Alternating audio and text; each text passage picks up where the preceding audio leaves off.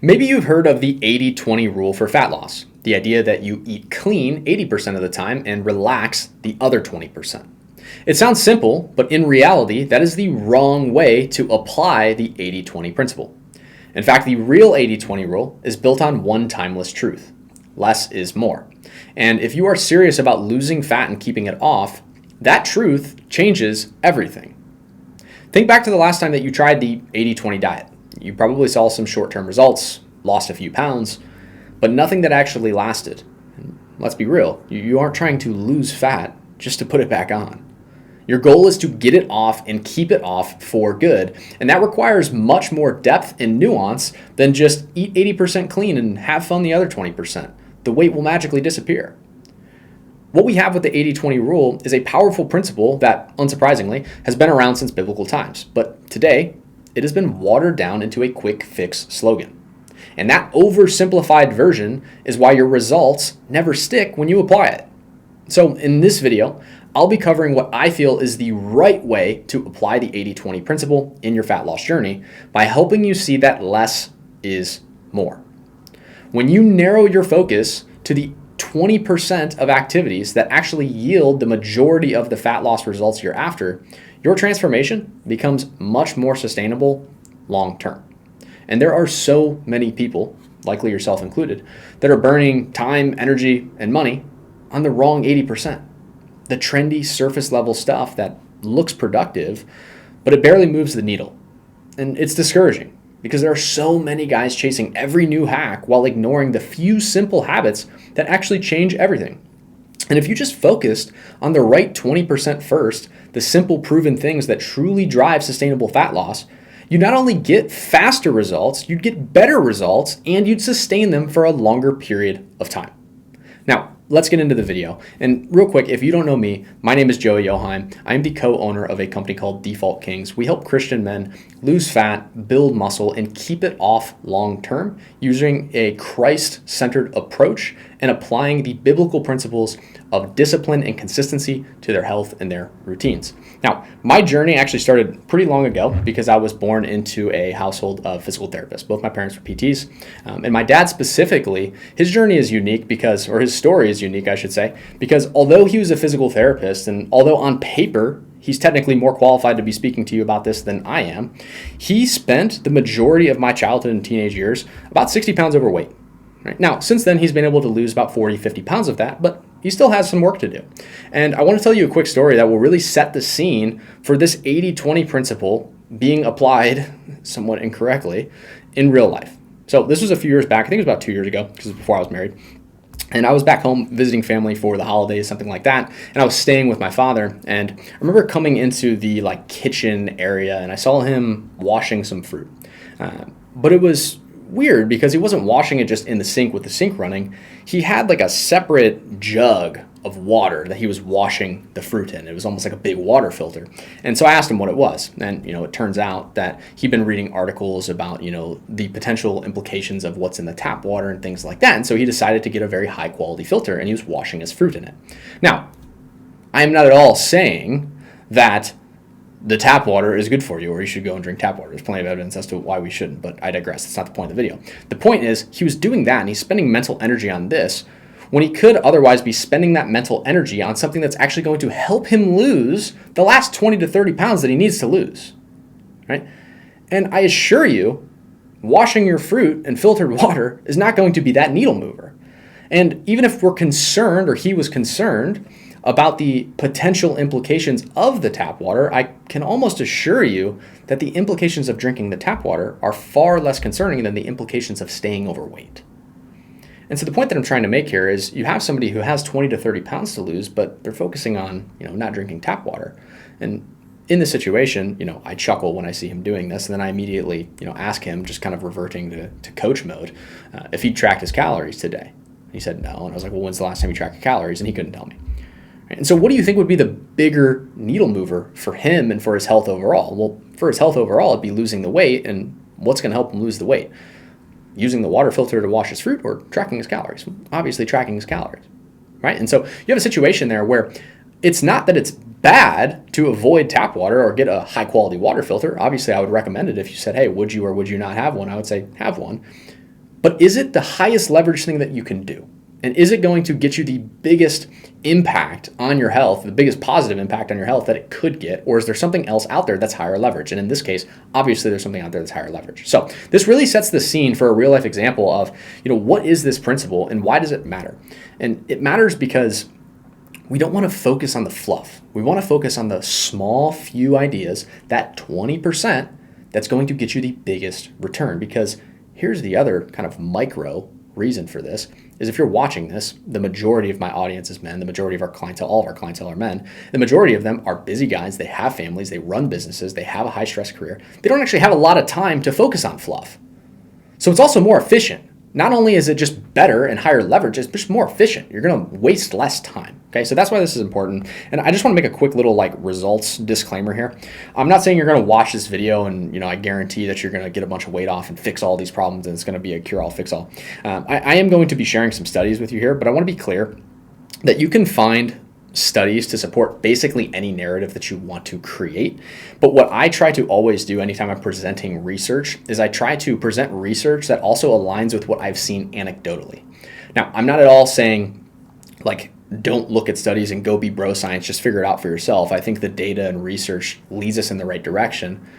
But you also have to have the critical thinking skills and experience to say, is this good research and does this align with what I've typically seen? So my disclaimer is I'm not guaranteeing you anything, right? You're going to go and apply these principles and the results will be different for every single person. But I'm also telling you, even when I present you research and scientific evidence and also some anecdotal evidence of my own personal experience working with clients, I encourage you to go do your own research and I encourage you to experiment yourself. Apply some of these.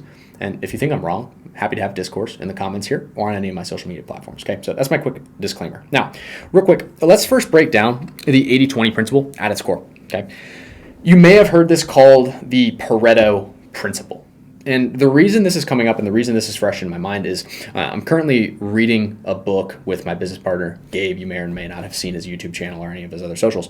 And it's called 10X is Easier Than 2X. It's by Dan Sullivan and Benjamin Hardy. And really early in the book, it's pretty much the introduction in the first chapter. They get into this 80-20 principle, and they're speaking mostly through a business lens. But obviously, this is something you can apply everywhere. And essentially, it's the idea that most business owners are spending time, 80% of their time, on stuff that doesn't actually move the needle. And there's this subset, this 20% of tasks that's actually going to grow the business and spread the impact of the business. And if business owners just focused all of their time on that 20% and delegated off the other 80%, they would actually experience the growth that they're after. Hence the idea, 10x is easier than 2x. And when you reach for 10x, it forces you to only look at the 20% because you literally don't have time to do the 80%. Because if you're going to 10x in, say, a year or something like that, some astronomical goal, you have to get very clear on what's actually going to do that, and you don't have time for anything else. Okay, so this is the context. This is why this is fresh in my head, and this is why I wanted to talk about it. Okay. Now, what is it? In summation, if you haven't already concluded this from just the intro of the video or your own knowledge, the 80-20 principle summarizes just a small proportion of causes, right, produce a large proportion of results. That's the core Pareto insight. Now, a few more key ideas that I have in front of me just on my little iPad notepad that I like, and some ways to think about this are focus on the few things that really matter rather than spreading effort over many things. Okay. Pause and just think. What do you do for your health every day? What do you do to lose fat and sustain muscle mass every day? What are the actual things that you're doing? Think about them, all of them. Right? And which of those things really matter? If you couldn't already tell, I'm going to give you some of those here. I'm literally just going to tell you what to do. But think about what you're doing currently. Okay? Does it really matter? Or are you spreading too much effort over too many things? Okay? Just to put it into reference for you real quick, when we're giving clients daily checklists, usually there's anywhere from 2 or 3 to max 5 or 6 items on it. So that should give you some inclination real quick that if you're working on a fat loss goal or a body transformation, and you have this checklist of man, there's 18 different tasks that I need to do today for my health, it's probably on the wrong track. Okay, so just think about it real quick for a second. Ponder this as we go through this. Next kind of key idea or thing to think about. Embrace the mindset that almost everything is unimportant in comparison to a few key things. Again, another way to look at this. almost everything is unimportant. So, pondering on that list of items that you do every single day to improve your health, how many of those things are actually unimportant? Next, extraordinary results come from focusing on the one most important thing at any given time. Thinking back to my dad's, fruit washing story, that little debacle, okay, was the one most important thing for his health and his fitness avoiding tap water, or was it losing the next 20 to 30 pounds? Probably losing the next 20 to 30 pounds. Right? It doesn't take a rocket scientist to figure that out. Right? And again, this is not shade at my dad. He doesn't know I'm making this video, but he'll probably see it and he'll laugh. Him and I laugh about it, right? But in all seriousness, you have to think about it. It's like, if that is going to be the thing that is going to have the biggest dent on improving your health, then just do that. This is like when we talk to guys who are 100 pounds overweight, and they're like, man, I want more energy and I want to be healthier for my family, but I don't really care about the number on the scale.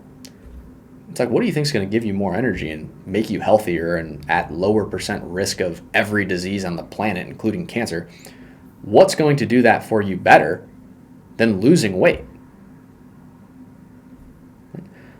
The biggest risk factors out there are obesity, smoking, and over alcohol consumption. There's a reason they ask you your height and your weight when you apply for life insurance, because they know that statistically obesity is going to be one of the leading indicators of every disease under the sun. Okay, so again, what is the highest leverage thing? What is the one most important thing for you to be focusing on your health right now? And if you are overweight or over fat, it's probably that. It's not 100%, but it's probably that.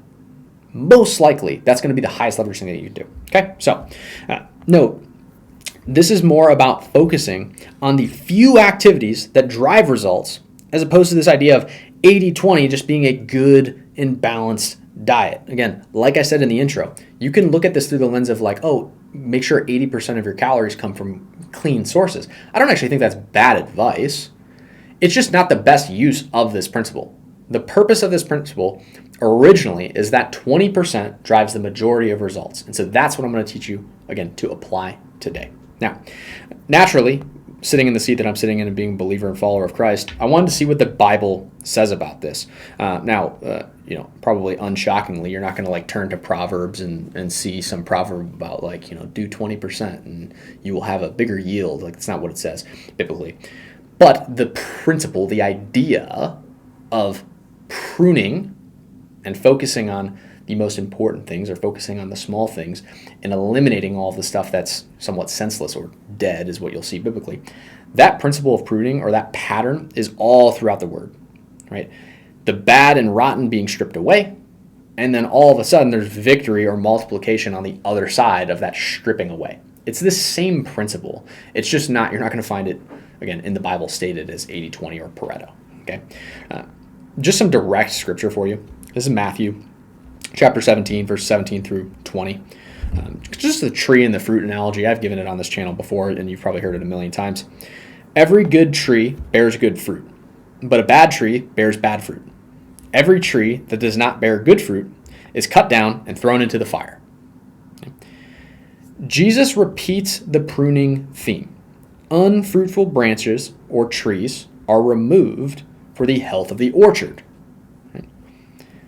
If you don't want to look at a tree analogy, we can think about God deliberately reducing Gideon's army from 32,000 to 300. And that smaller force required a greater dependence on God, and all of a sudden there was a miraculous victory. Another example, look at David and Goliath. Right? Israel's army freezes and outsteps this, young kid with a slingshot and a pebble, and he kills this giant Philistine. Again, these are just examples, and again, there's probably dozens that we could find if we really sat down and combed through it. Dozens of examples of focusing or narrowing focus or pruning or cutting away the stuff that's somewhat senseless and just getting it really dialed in on the quality, right? And the big things that move the needle. Okay, it's a principle biblically. The most explicit teaching directly from Jesus that I could source is in John. And again, if you don't know me and you're not familiar here, I don't claim to be a pastor or a theologian or a Bible expert by any means. I always say I'm just a dude that loves Jesus, and this is from my own experience in the Word. So if you're a pastor or somebody that's more qualified than me biblically in terms of actual addresses in the Bible, you may be able to find some other stuff. But the most direct teaching I could find from Jesus, or I could source, is in John, and it's Jesus speaking to the disciples right before his crucifixion. Okay, this is chapter 15, verse 1. I am the true vine, and my Father is the gardener. He cuts off every branch in me that bears no fruit, while every branch that does bear fruit, he prunes, so that it will be even more fruitful. And then skipping ahead to verse 8, this is to my Father's glory, that you bear much fruit, showing yourselves to be my disciples. So at a fundamental level, we can even draw conclusions from Scripture that support this idea of prioritizing the few things that lead to the biggest returns, pruning those, focusing on those, and cutting away the 80% of stuff that's just noise.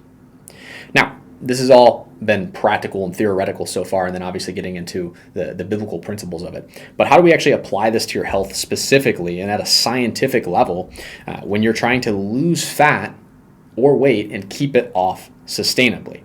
Well, let's start with training. Okay, what makes up the 20% of activities that drive that when it comes to the physical, your body? Okay, I'm just going to give it to you straight away out of the gate so you have the context, and then I'll go through some evidence for you. But the short and narrow of it is you need to create enough caloric output to help get you into a moderate calorie deficit, combined with regular resistance training 2 to 4 times a week at the proper intensity while applying progressive overload. That's effectively it. So it's, hey, move enough to contribute to my deficit and make sure that some of that movement is comprised of resistance training. In that resistance training, make sure that we're actually doing it to the proper intensity, right, and we're applying progressive overload. If you don't know what I mean by proper intensity and progressive overload, quick and short summary, proper intensity is you need to get generally within 3 reps of mechanical failure. Mechanical failure meaning you're taking a rep, so let's say you're doing like an overhead press, right? You need to take that to the point where you can no longer do it safely. Your form is bad, your form is corrupt.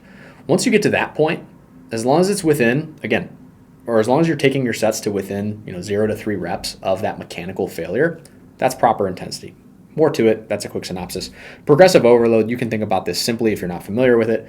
You're progressively overloading the tension on the muscles, the volume on the muscles over time. So what this actually looks like practically is, hey, every time you come into the gym, week over week with your program, if last time you did bench press, you used 100-pound dumbbells, next time try to use 110, right? If last time you did 3 sets, try to do 4 sets. If last time you did 10 reps, try to do 12 reps. Okay, again, brief overview. All the actual science guys and all my friends who are even smarter than me are gonna, laugh at me because that's not the fine details of it, but it's enough for you to apply it. Okay, now that's the short and narrow. Again, enough output to get into a moderate calorie deficit. All right, sorry about the ding in the background. We should be good now, but my Miss Producer had a little ding in the background. It's okay, babe. It's fine. They still like us.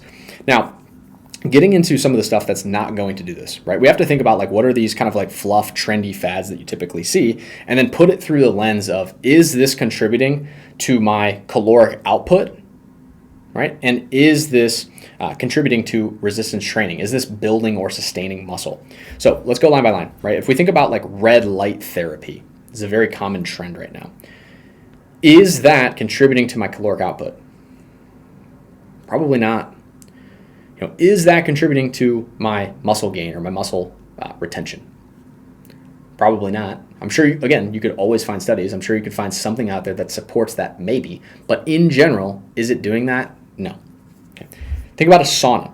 A lot of people like to use saunas for weight loss because typically what happens is you get in a sauna, you sweat out a bunch of water, then you step on the scale and it's lighter. So they're like, man, the sauna is really working for my weight loss. And it's like, well, it's working for your weight loss because your total mass decreases when you sweat out a bunch of fluid, but it's not necessarily working for your fat loss, and it's not necessarily contributing to muscle building or muscle retention while you lose the weight, lose the fat, right? So it's like, again, technically, maybe, but is it highest leverage? No. So red light, kind of out. Sauna, kind of out. Cold plunges. Again, where is this contributing? Maybe you could argue because it drops your body temperature and it forces your body to, keep the body temperature up. And so now you're burning more calories because you're trying to fight the cold. I mean, maybe you could make that argument. Again, I'm sure there's some sort of data, but is it the highest leverage thing? Probably not, okay? Now, another thing that happens as well is people will do like excessive ab work if they want abs, like they do a ton of crunches, or they'll do excessive, bicep work if they want to get biceps or bigger biceps. And their intention here is to like spot reduce fat, when in actuality, all you're doing there is just growing that group, but you're not necessarily reducing fat. So is it a good strategy to gain muscle? You could actually say like, yeah, if you want more defined abs, if you make the muscles bigger, it's not going to hurt that goal. If you want nicer, more defined biceps, if you do more bicep work and you make them bigger, it's not going to go against that. But is it exactly stripping the fat away and reducing the fat in that area? No, that's not what's happening. So you could say, hey, this is maybe a plus for the muscle gaining side, but it's definitely not necessarily contributing to the fat loss really at all. It's pretty much impossible to spot reduce fat in most cases. Obviously, they have some equipment and some technology now where you can do that, but in general, it's not going to happen through like a natural remedy. Now, looking at this, again, we have two directions we can go now. All right, so we have to look at this through the calorie output and what does that impact on weight loss. So I pulled a study, and I can link the study below if you guys want it, or comment if you want the actual details for the study. But essentially, it's just a study that looked at, what is calorie output's impact on weight loss. So when you're doing activities that create output, which ones are going to have the biggest impact on your weight loss, on your fat loss? What does it actually look like? So this study looked at 3 groups. There's a group that just did aerobic training or cardio, simple way to think of it. There's a group that just did resistance training, right? So weightlifting, anything that's building muscle. And then there was a third group that did both. And the results were that aerobic training or cardio alone, or cardio combined with resistance training, had the greatest impact on total body mass loss and total fat mass loss. However, you have to note that total body mass loss includes muscle, which leads me to my next study. The next study I looked into is evaluating resistance training's impact on sustainable weight loss. And this study saw that there was a direct correlation between weight regain in comparison to muscle loss while losing weight. Okay, so let me repeat that. As people in this study were losing weight, they were also tracking what percentage of that weight was coming from muscle mass being lost. And the people who lost more muscle while losing weight gained back more weight, and on top of that, they actually had more significant hunger cues afterwards as well. So it had a negative impact on their hunger and their ability to manage those cues. So looking at these 2 studies together, right, and again, there's hundreds of studies on this stuff, but I try to find human randomized control trials, gold standard.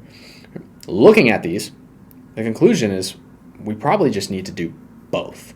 Because although just doing cardio or just doing aerobic training might be more efficient, meaning if you go for a run for an hour, you're probably going to burn more calories than if you lift weights for an hour, depending on how you're lifting those weights. If you're doing like CrossFit or something that's different, but like traditional strength training where you have long rest periods and time between sets and reps, you're probably going to burn more calories doing steady state cardio for an hour than you would if you're just lifting weights.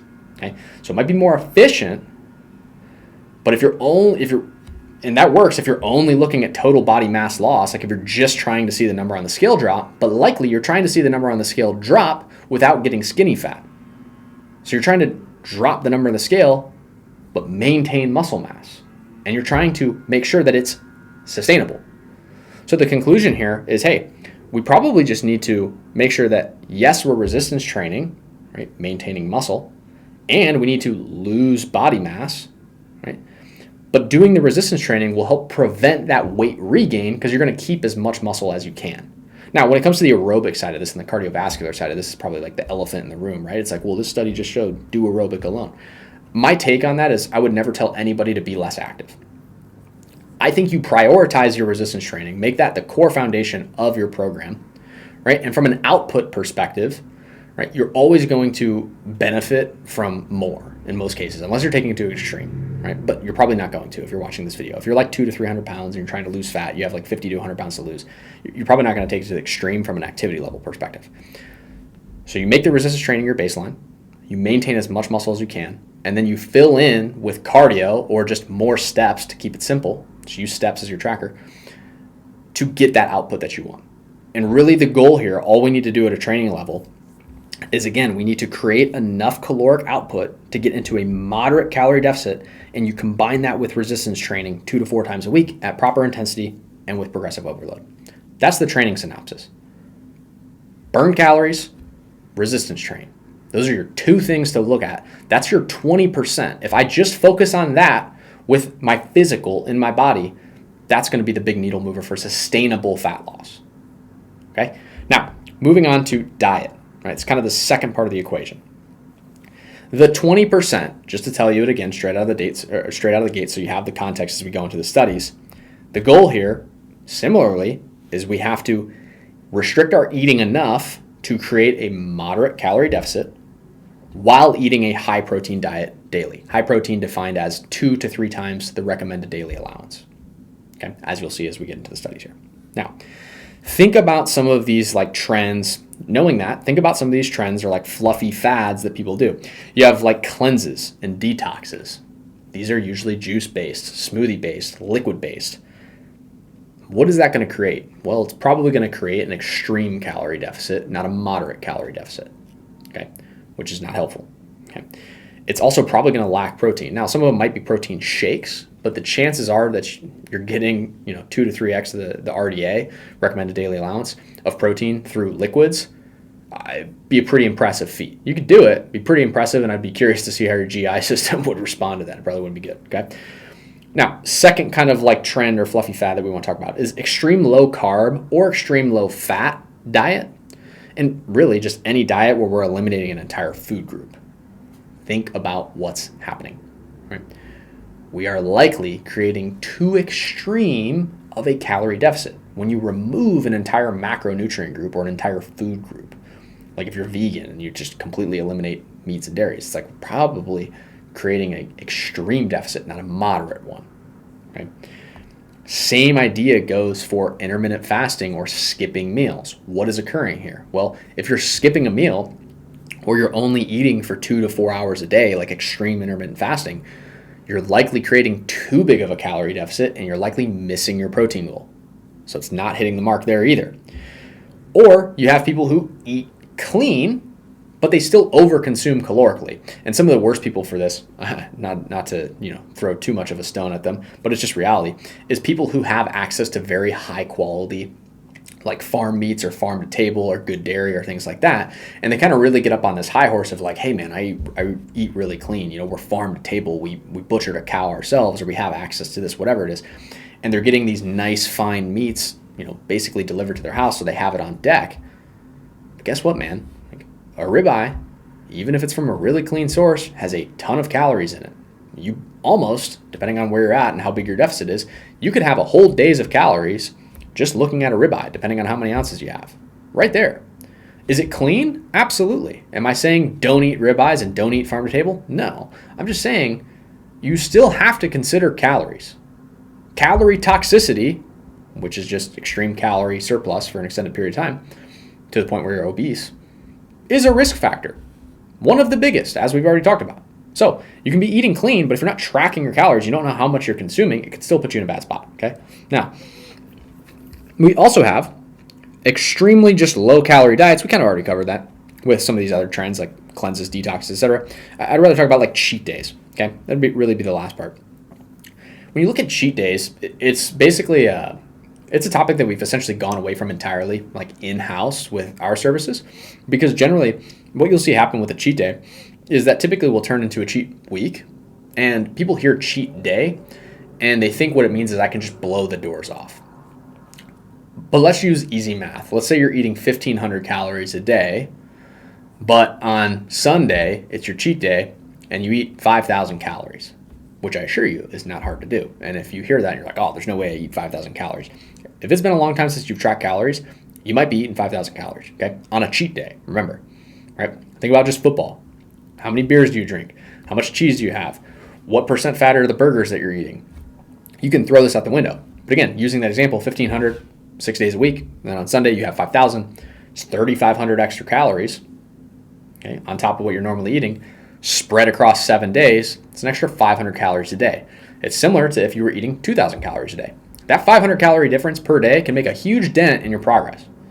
So we've pretty much gone away from cheat days entirely. We'll do refeed days where a guy will go back up to maintenance while he's in a deficit, but we don't do entire cheat days, and we never label anything as a cheat. It's like a refeed, or it's just like, hey, we're going out to dinner. But it's not labeled with any sort of way because it should still fit into your plan of your calories and your protein, okay? So these are some of the trends. These are some of the things that don't put us in that state of moderate calorie deficit while eating high protein.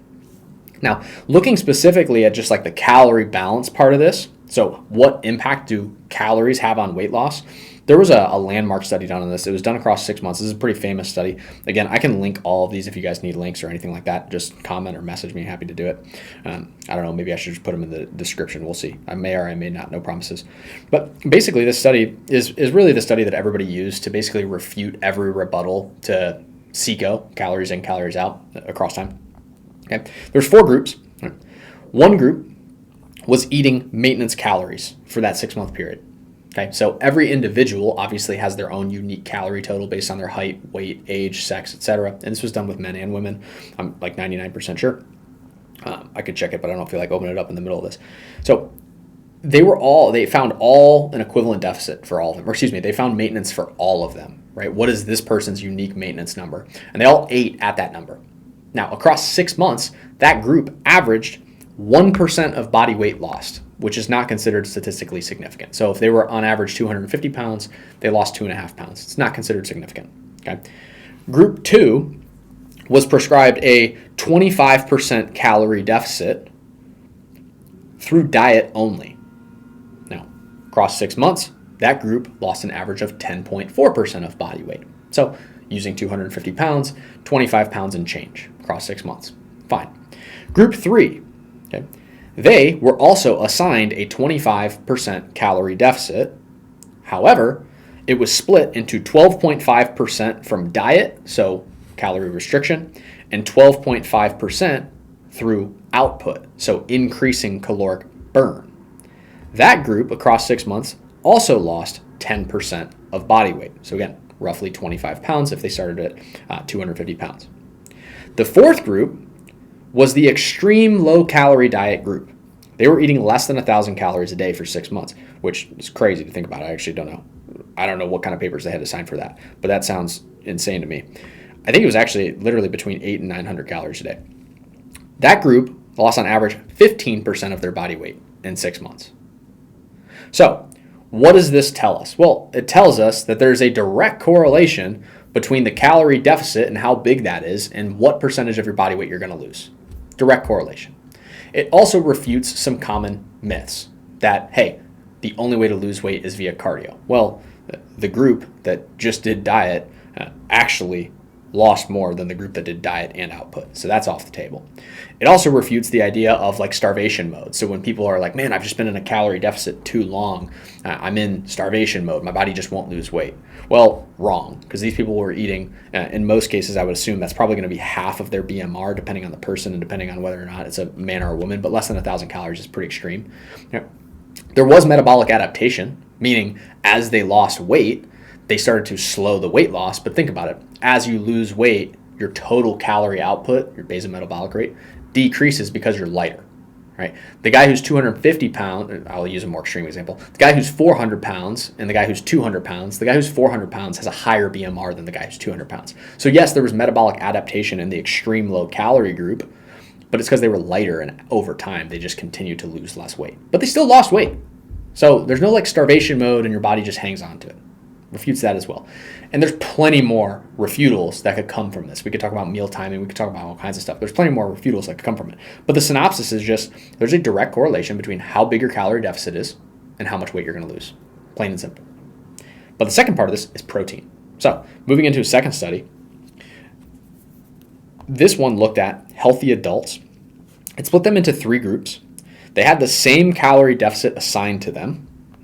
But group 1 was prescribed the recommended daily allowance of protein.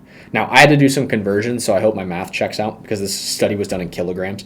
But the recommended daily allowance for protein, based on my calculations compared to what they did, is about 0.36 grams per pound of body weight.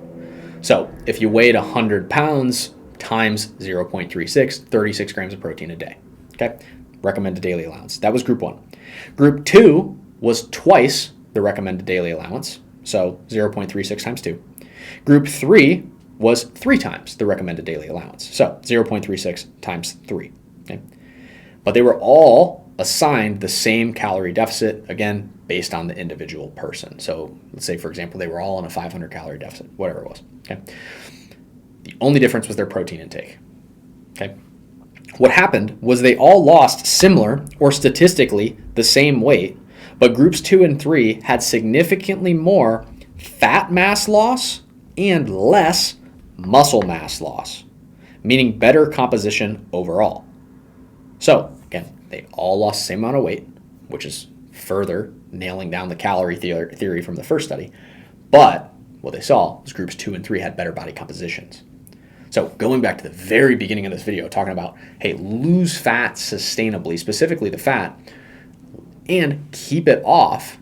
As we remember, right, the more muscle mass you lose, the more likely you are to regain the weight. Actually, it's not even the more likely, it's just the more weight on average you will regain, and the worse your hunger cues will be. So we should probably consider body composition when losing fat, while losing weight. We want to get the weight off, but we want to maintain as much muscle as possible. So what do we conclude on the diet front here? It's what I said right out of the gate. Right? Create a moderate calorie deficit while eating a high protein diet daily. 2 things. So you have 2 things for training. You have 2 things for nutrition. It gives you 4 items. These 4 items are your core 20%. When you are trying to lose fat and keep it off sustainably, lose weight and keep it off sustainably. I'm using them relatively interchangeably, even though they're not. But in most cases, depending on where you're starting, it's probably going to be rough and similar. Okay. But to do it sustainably, those are the 4 things you need to focus on. It's 2 things for training. It's 2 things for diet. Okay? That's it. So the big takeaways here, and what I want you to leave this video with, is going back to the core 80-20 Pareto principle. Focus on the few things that really matter rather than spreading effort over many things. Evaluate your day. Right? What is the 80% fluff that you are doing right now that does not contribute to a higher caloric output via physical activity, that is not resistance training, that does not lower your calorie intake, and that does not increase your protein intake? Anything that isn't those 4 is going to fall into the 80% fluff. These are your 20%. These 4 key metrics, right? It's how do I increase my output, my calorie output? How do I resistance train? How do I lower my calorie intake? And how do I increase my protein intake? Right? Those are your 4 takeaways. That's what you need to keep in place. Everything else is noise. Now, to be clear, I'm not saying that the other 80% isn't good stuff, and I'm not saying that you shouldn't do it at all. I'm just saying you need to reprioritize, and you need to focus first on the 20%, the less, that is going to yield the more results, and more sustainable, and more long-term. All those things. It's those 4. Okay? Everything else can be done. It's just not main priority. It's 80%. It's fluff. If you want to do it, fine, but don't let it take away from those core 4 items, that 20% that's going to drive the majority of your fat loss results in the sustainability long term. Everything else is further down the totem pole. So I hope this was helpful. I hope you enjoyed it. I hope it enjoyed itself, I suppose. I hope you enjoyed it. And I hope you're sticking around to watch more videos. If you liked it, do the YouTube stuff, comment, like, subscribe, send it to a friend, and I hope this helped. Have a good one.